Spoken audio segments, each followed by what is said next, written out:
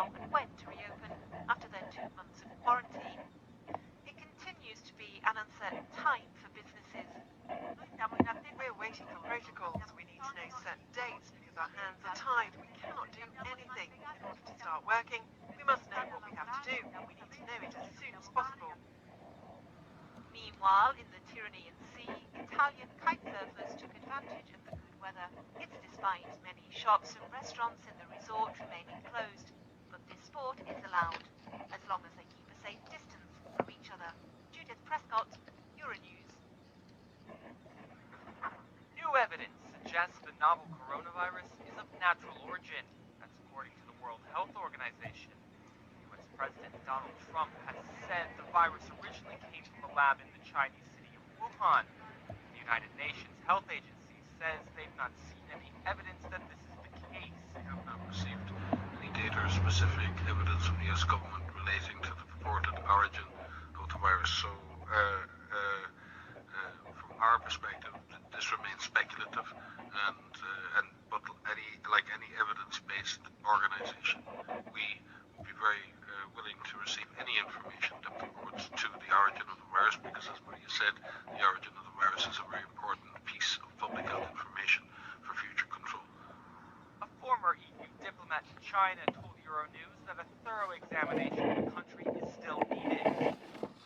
What is most important is that a proper investigation is done by the Chinese and with transparency to the rest of the world, so that we can work out what actually happened, how the virus developed, and therefore take measures against it as recurrence both in the present and in the future. The WHO says that Chinese scientists are continuing to work with the world, but accusations of possible wrongdoing by Chinese officials could derail the essential scientific cooperation. Ryan Thompson, EuroNews. The European Commission insists that European law trumps that of member states, despite a German High Court ruling that's rocked Brussels after casting doubt on key Eurozone stimulus efforts. We reaffirm the primacy of EU law and the fact that the rulings of the European Court of Justice are binding on all national courts. The Commission has always respected the independence of the ECB in its implementation of monetary policy. The Luxembourg court had upheld the program that the European Central Bank launched to inject liquidity into markets during the financial crisis. German judges have now specified that their decision does not apply to new ECB funding for pandemic recovery, but many consider it as a challenge to European institutions and to the future of the euro itself. The negative reading is that the truth is the European Central Bank has been the only institution able to act, and if we could change, if we tie their hands, if we don't allow them to do their job, then the economic and monetary union, which is already kind of constitutionally not as strong as it should be, becomes really, really hard to make it function. Analysts say that this ruling could set a negative precedent for Hungary and Poland, and also have cases pending in the European Court of Justice. Ryan Thompson, EuroNews. The EU has reaffirmed its commitment to Western Balkan nations. Brussels has pledged 3.3 billion euros to help the 6 nations battle the coronavirus pandemic. It comes amid fears that some states were aligning themselves with Russia and China. The EU wants to keep the Balkans en route for joining the EU. I think there is a lot of appreciation in all the capitals in the region for what the European Union is doing. These countries are in a way surrounded by the European Union. If you look at geography, there is nowhere else they can go. In the early stages of the outbreak, Russia, China, and Turkey were quicker than the EU to send help, and were celebrated by local politicians. In recent months, there is also frustration over the progress of membership talks. However, the EU's Enlargement Commission says there should be positive developments in the near future. For Serbia, I would like to see more and more chapters open, and hopefully still before the end of the year we'll also start closing chapters. We have one outstanding chapter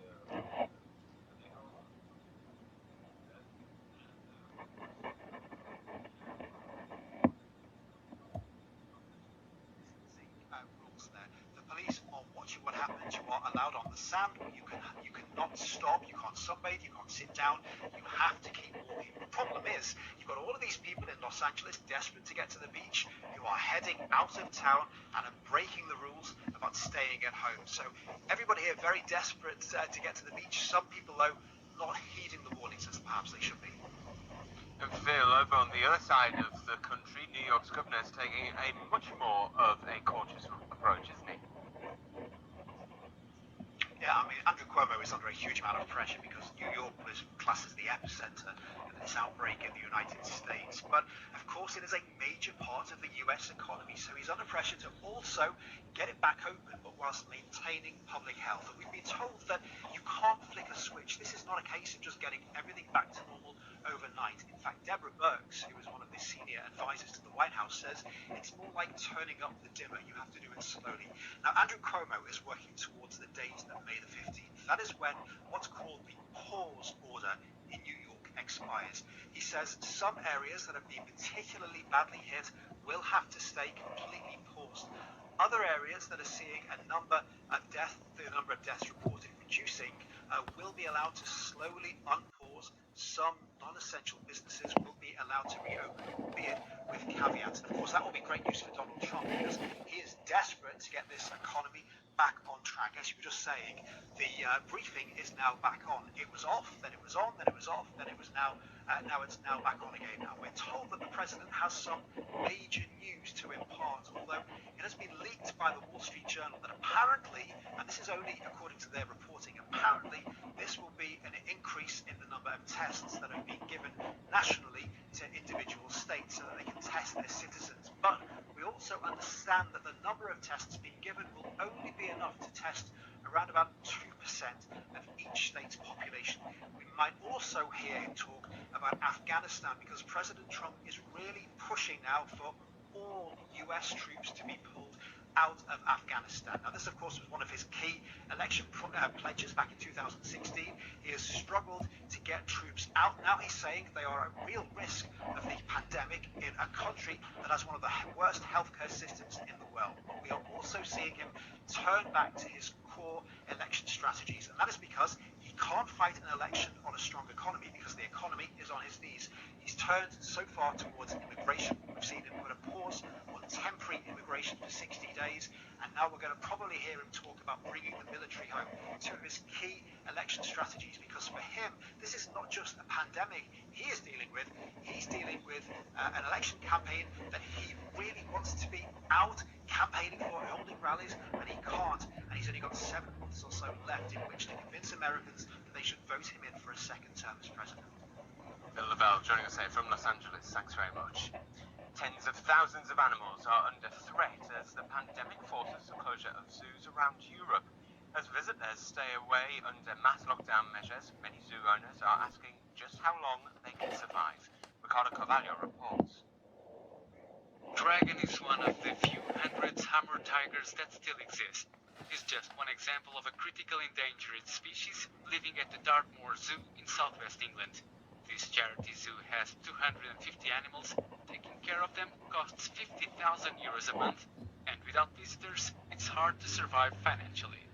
The worst case scenario is we'd have to look at euthanizing, which is what absolutely cannot happen as far as we're concerned, and something we'll work very hard not to be the end result. Penguins, otters, and other marine animals have so far only been deprived of visitors at the Oceanopolis Centre in Brest. For 6 weeks now, the main tourist site in Brittany have been closed to the public due to the pandemic.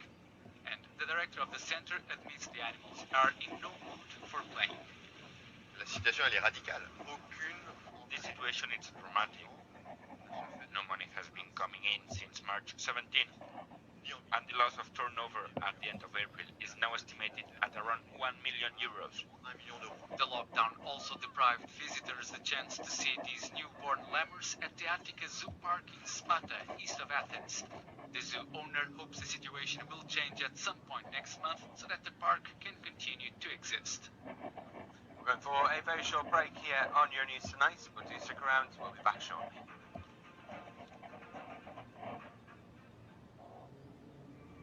The streets across Europe remain deserted. Io resto a casa. Senza Vernunft